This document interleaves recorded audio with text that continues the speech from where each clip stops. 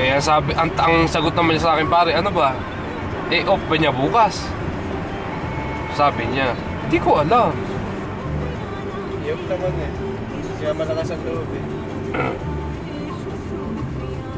Ang sabi ko na, basta tol, ang ano ko doon, ang motibo ko doon, ayoko nung magkakaproblema ng tulad noon.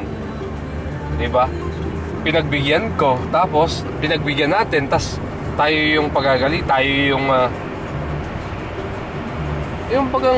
parang sa atin magiging masama ang tingin, parang ganon. Ayun, kanina bago tayo sinabi ko sa kanya, ano ba, anong gagawin ko? Sabi ko sa kanya, sa asawa niya kay Helen. Eh kasi parang may problema kayo, ba't galit Dante? Gusto niyang lumabas. Saan kayo pupunta? Sabi niya. Eh sabi ko, pare, inamin ko. Gusto niyang mag-bar. Gusto niyang mag-Howard Johnson. Sabi ko sa kanya.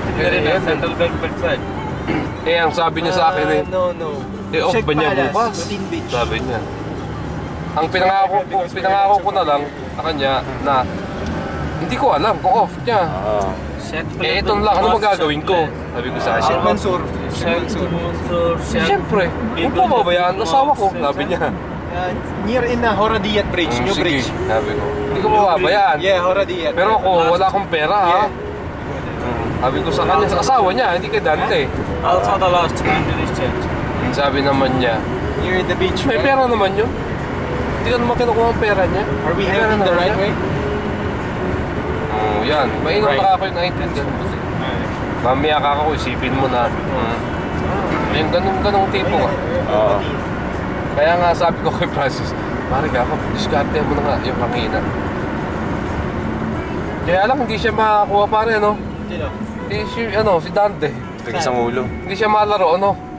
Saan? Hindi, para alam mo, kung umalis na tayo. Eh pare nga, di ba nahuli nga tayo? Kinatawag ko na nga kayo eh.